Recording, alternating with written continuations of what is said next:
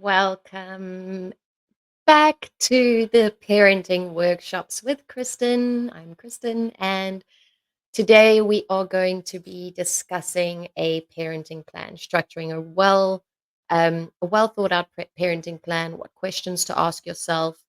I'm just going to quickly have a look here for my screen so that I can share my screen with you, and we can go through some of these kind of perspectives and questions that you need to be asking yourself. So let's have a little look here. And today, this is a parenting plan questionnaire that I usually get my parents to fill out. So the first important thing is, of course, getting the basic information, right? So you're going to need both parents' information. That's full names, contact information, current address, employment status, and their hours, and the preferred method of communication: email, phone, co parenting app. Now, ideally, I usually get my parents, before we draw up a parenting plan, I get each of them to fill out this questionnaire, which helps me really develop a well thought out parenting plan.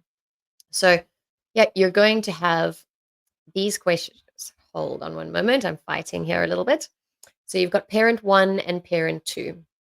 Then you're going to have your children's information, right? You're going to have the full name, their date of birth, what school or daycare they are in, and very important, any special needs, additional needs, or considerations for each child. Now, these could be actual additional needs, whether it be autism or Down syndrome, any additional needs that children have on the spectrum.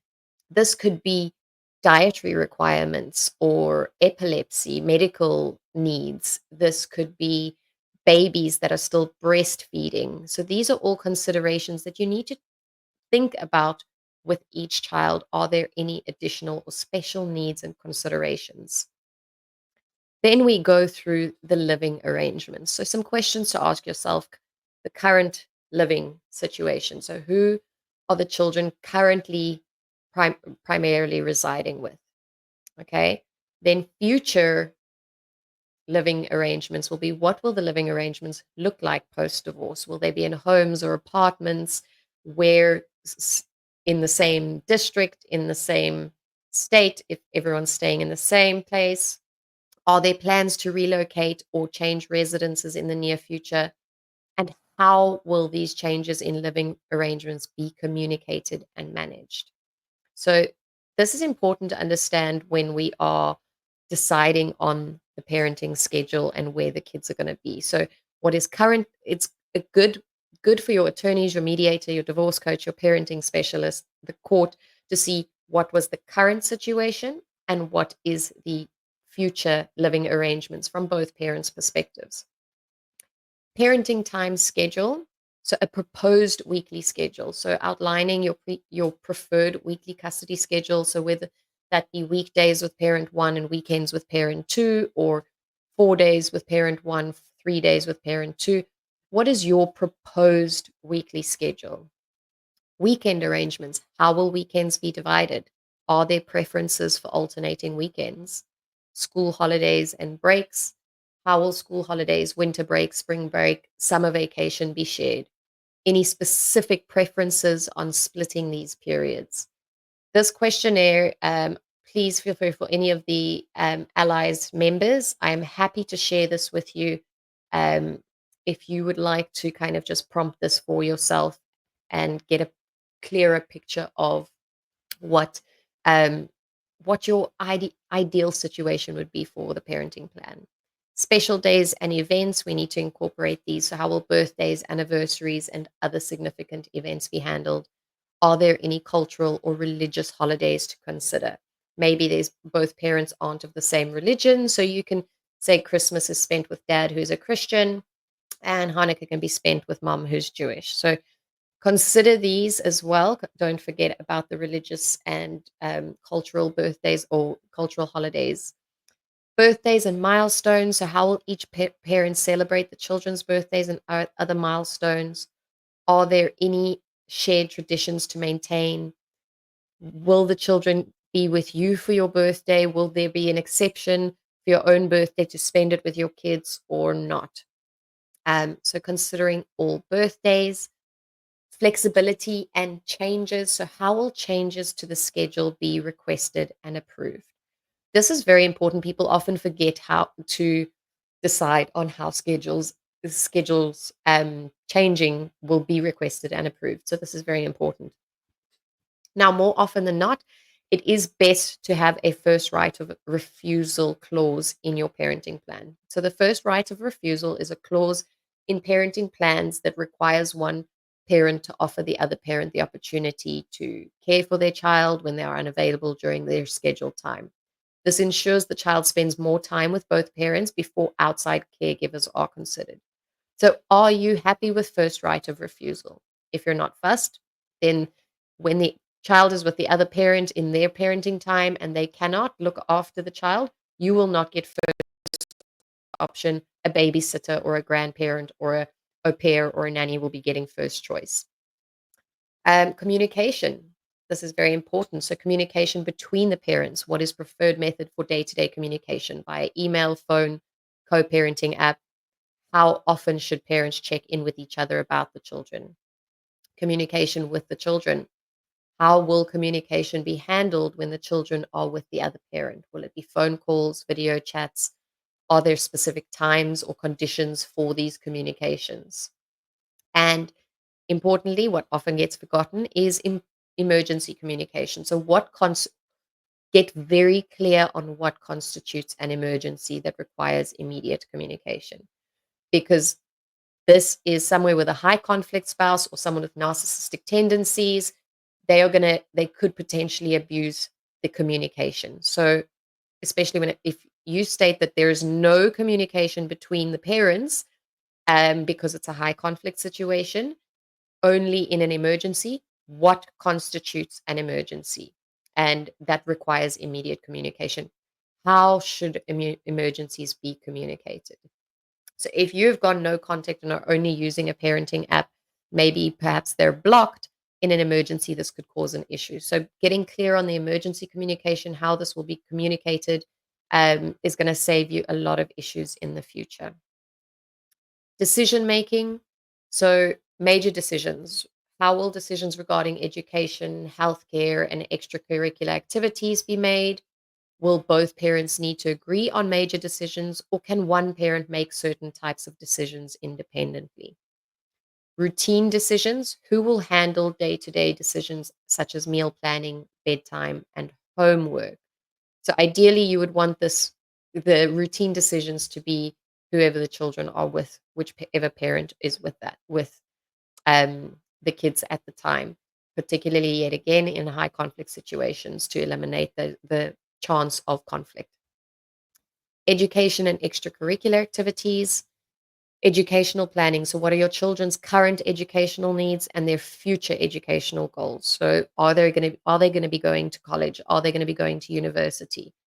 How will you support their academic progress? So, getting very particular on how long in the parenting plan are you going to be supporting them? Is child support covered till they're 18? Is child support covered till their tertiary education is completed? Which I generally recommend for parents to put this in once they are done studying at college or university. Extracurricular activities. What extracurricular activities are the children involved in? And how will scheduling and transportation for these activities be managed? Very important, which I see gets left out often in a parenting plan. Who will pay for the extramurals, equipment, and expenses, and how will that be decided?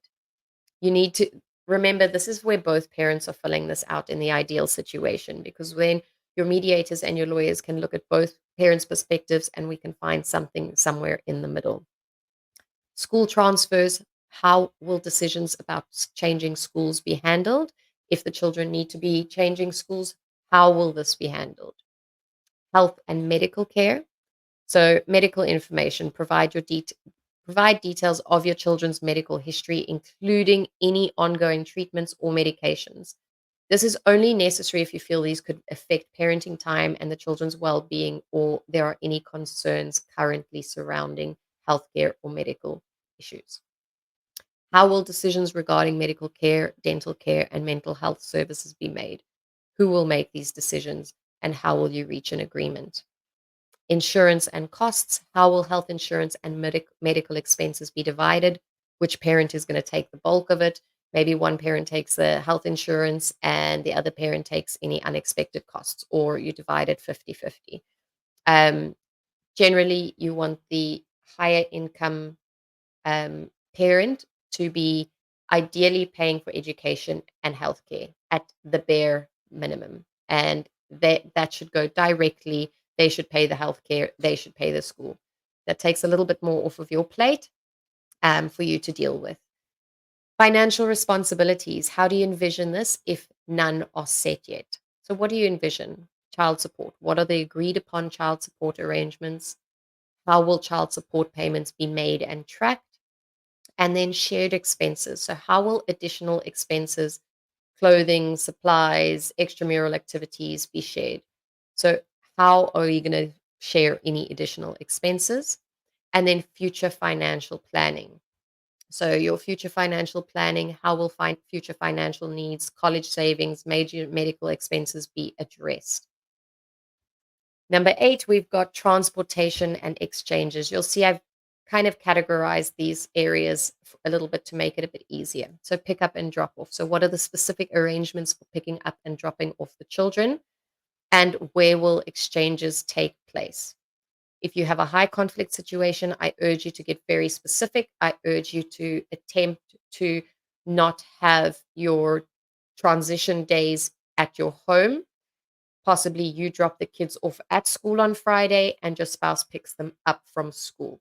Your kids have everything they need with them, or they have duplicates at both homes. In high conflict situations, this is more going to be your parallel parenting, but you need to get clear on how this happens and setting boundaries. Consider the boundaries. You may think, oh, it's going to be easier to transition the kids at home, um, but it's maybe crossing a boundary of having to allow that spouse into your home every once a week or so. Transportation responsibilities. Who is responsible for transportation on weekdays, weekends, and holidays? Who is allowed to transport your kids? Okay. I know a lot of parents, allowing just anyone to transport your kids can be a trigger or an area of concern for parents. So, getting particular here and specific on who is allowed to transport your kids, who is responsible for transportation on weekdays, weekends, and holidays. How will long distance travel and potential relocations be handled? So, vacations, if they're traveling long distance, how are you going to approach this situation? Number 9 is conflict resolution. So, outlining how you're going to resolve any conflict throughout your co-parenting relationship is really, really important because this is inevitable. There is going to come a time and a place where you're going to have conflict. And if you did not stipulate how this is going to be resolved, unfortunately, you're it's not going to be resolved very easily, or you may have two differing opinions on how to resolve this. So, what steps will you take to resolve conflicts amicably? Are there preferred methods? Mediation, counseling, a parenting coordinator for handling disputes. Sorry.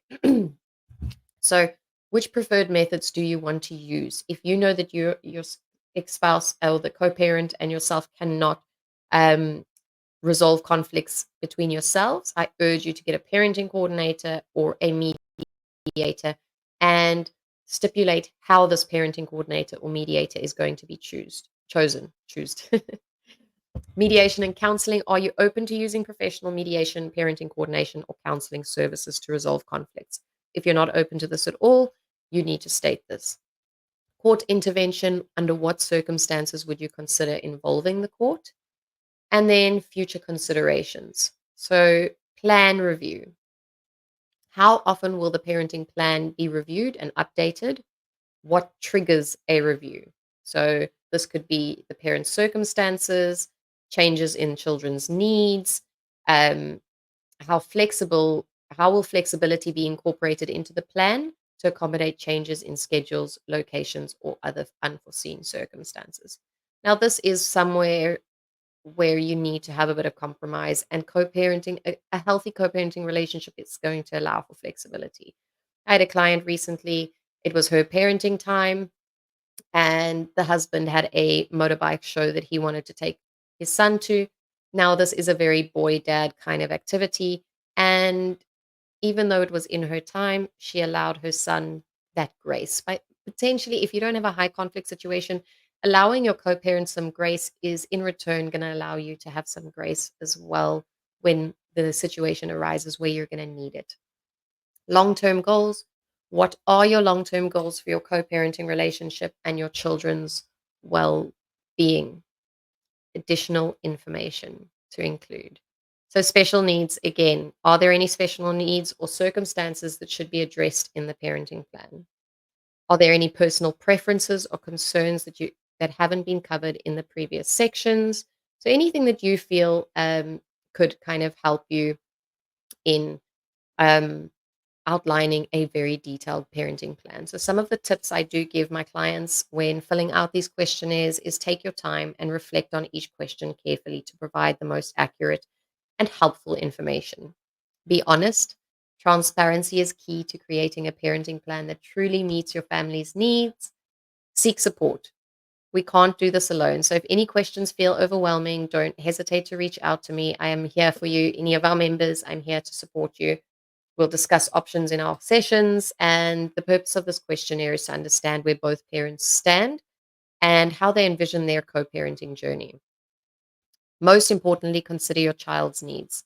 While answering, focus on your children's best interest, keeping their well being at the center of the co parenting plan at all times. If there's one tip that I could give you, it is this: the moment you catch yourself going into an emotional state and making decisions on your own feelings, you need to shift your focus to your children. Be open to flexibility. I mentioned this co parenting may evolve over time. So, being flexible in your responses can help create a more adaptable plan. Respect the differences because each parent may have different viewpoints. So, this process allows both perspectives to be considered in creating a balanced parenting plan. Now, I have here as well, feel free to ask me if there's any. Sorry, I've got a bug flying around here. A guidebook for custody planning. So I've got this little guide here considering the developmental stages of children and custody considerations. So, what each phase is going through. If you're getting divorced with infants from 0 to 2 years old, toddlers, preschoolers, school age children, and adolescents. I also cover different custody sharing schedule options. So, whether it be 50-50, there's a few different ways that you can handle being 50-50, depending on the children's ages, of course, parent schedules, quality time, consistency, stability. 60-40, 70-30, there's a few different options. I also cover here in my guidebook transition day options and easing the transition. So, what are some good transition days? Because transition days can be so challenging for children shifting from mom's house to dad's house. So, where can you schedule their transition that is going to be easier? So, maybe you allow a Sunday evening transition. So, it allows the children to start the school week fresh in one home, or Friday after school. So smooth the transition into the weekend with the other parent. Midweek transitions for 50-50 schedules. Consider Wednesday for a midweek switch. Easing the transitions, keep those transition times and routines as consistent as possible. Emotional preparation and personal items. Avoiding parental alienation and supporting the co parent. Here's a few little tips here. What a healthy co parent should strive for. So, these are 5 things that I always say: healthy co parenting relationship is going to have collaboration, flexibility, consistency, empathy, and focusing on the child. Suggestions for dividing holidays fairly. So, if you divide the day, holiday priorities, maybe family traditions, alternate holidays annually, even and odd year rotations, or split the major holidays, special holiday, birthday arrangements, divide longer school breaks in like winter or summer break to ensure each parent has quality time with the kids, and communicate and plan ahead. No one likes plans to be sprung upon them last minute. Oh, I booked 2 weeks already with the kids with no consent from the other parent. Scheduling extended family or grandparent time. Now, this is something that often gets overlooked. Extended family, grandparents, cousins, these relationships are very important for your child's emotional development. So, regular visits, dedicated time, regular visits with extended family, shared holidays, maybe overnight stays, or maybe once every 2 months, they've got a grandparent weekend, or once a month is a grandparent weekend, family gatherings, coordinating with the co parent, and virtual visits. So, using technology to help and facilitate um, these extended family visits.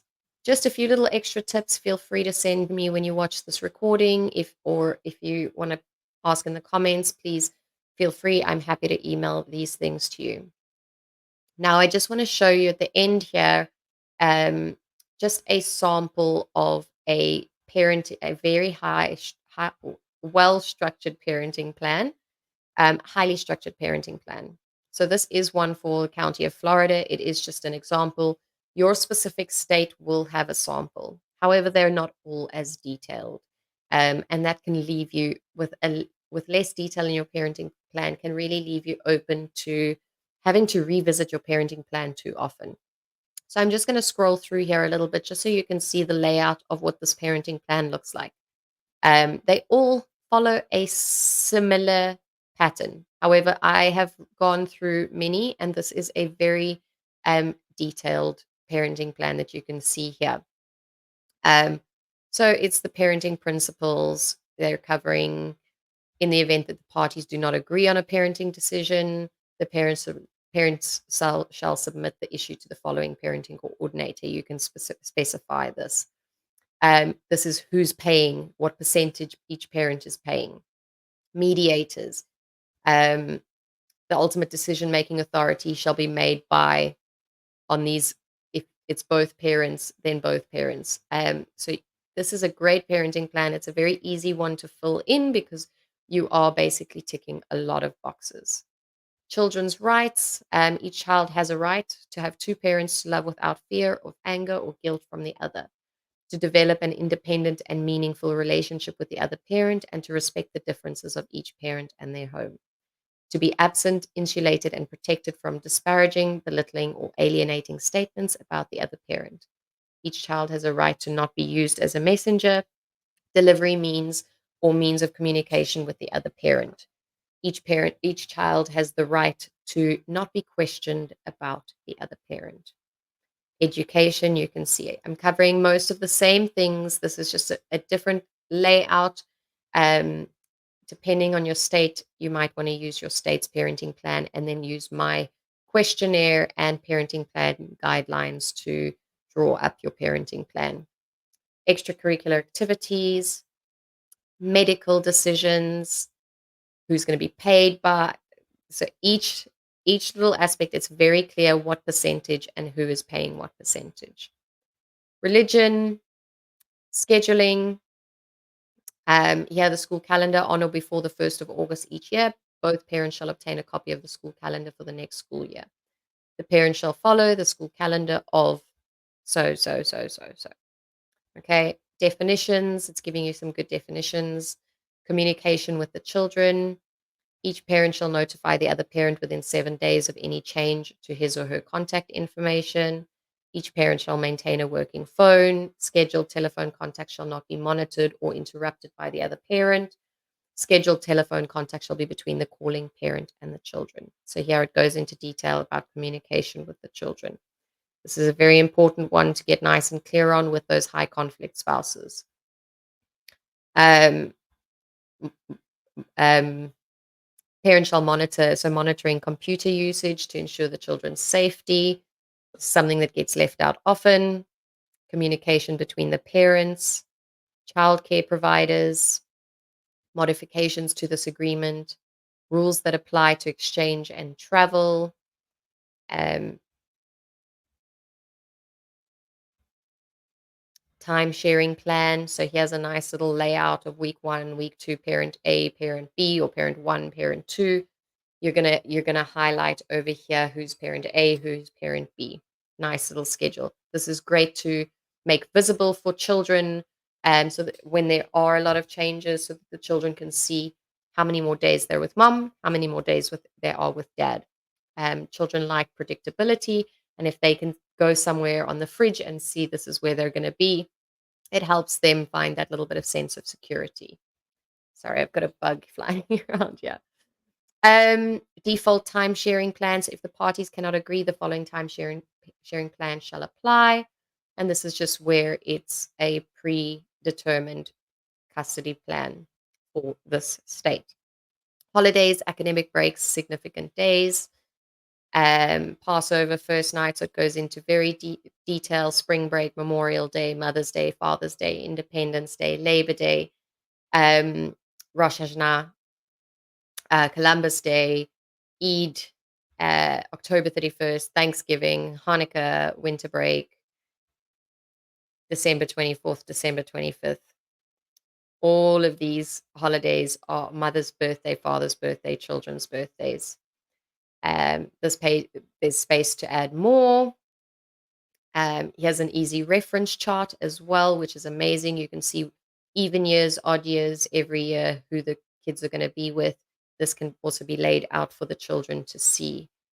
Default holiday plan. So this is a default holiday plan should you not agree. Summertime sharing. You can see this is a very detailed parenting plan. And then other options to consider. So driving, do the parents agree at what age the children will drive? Jet skis, cars, motorcycles. Employment, do the parents consent to and agree as to what age the children may be employed? Passports, do the parents agree the child or children can or cannot get a passport? Images of the children, this is an important one. Are there any restrictions on the children's images on internet sites, MySpace, Facebook? Cosmetic surgery, tattoos, piercings on their body? Do the parents consent to these? Extended family, do the parents want access for extended family members? Are there special family events that need to be agreed upon? And no contact. Do the parents want to prevent the child's contact with any third parties? The dependency exemption for the minor children shall be assigned to, so you can get specific there, and then also any other information that you're going to require. Both parents will sign. You're probably going to have a witness.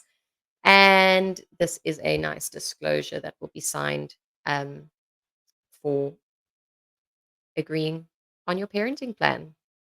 So we've gone through quite a few here, quite a few documents. And when you are watching this, please feel free to send me an email if you've got any questions, or go have a look at our Divorce Allies website.